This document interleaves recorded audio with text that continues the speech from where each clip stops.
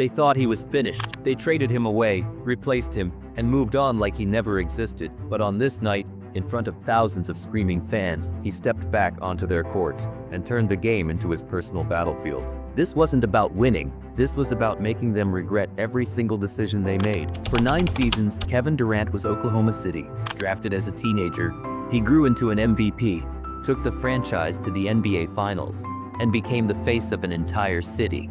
But then, everything changed.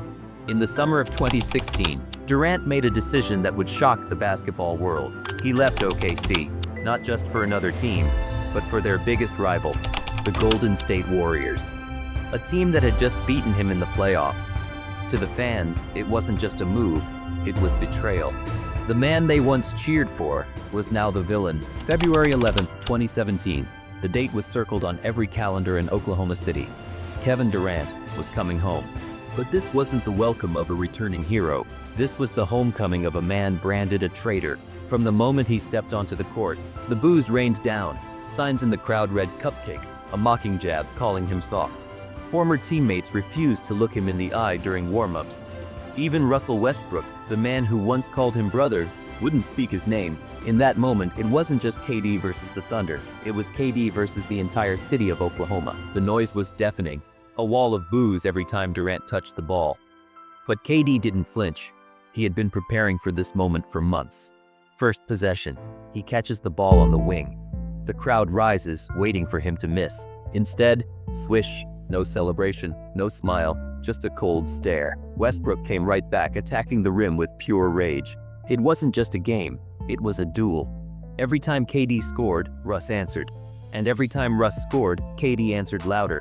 By the end of the first quarter, Kevin Durant had 15 points. Every jumper, every three, every dunk, louder than the boos. In the second quarter, he turned it up. He wasn't just scoring, he was talking. After hitting a deep three over Andre Robertson, KD stared him down and barked something the cameras couldn't even catch. The crowd exploded, but KD didn't care. This was personal. Westbrook kept fighting, flying to the rim, screaming at his own bench. But KD had backup. Steph Curry, Klay Thompson, Draymond Green, and the Warriors started pulling away.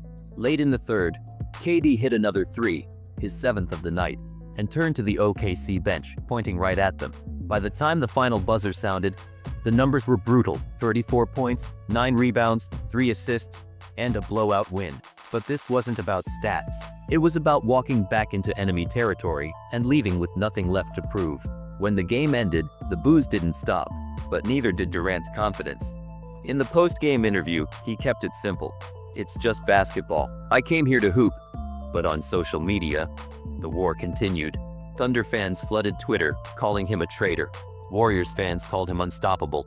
Sports analysts debated for days. Did KD cross the line, or was this just the price of greatness? Even Westbrook threw shade in his own press conference, refusing to mention Durant by name. One thing was certain, KD had silenced the boos, not by making peace, but by winning the battle. In basketball, not all battles are fought for championships, some are fought for respect. On February 11, 2017, Kevin Durant didn't just win a game, he rewrote the story. The boos will always be remembered. The signs, the chants, the hate, they'll never disappear. But neither will the look on his face when he walked off that court, knowing he had turned their anger into silence. They called it betrayal. He called it business.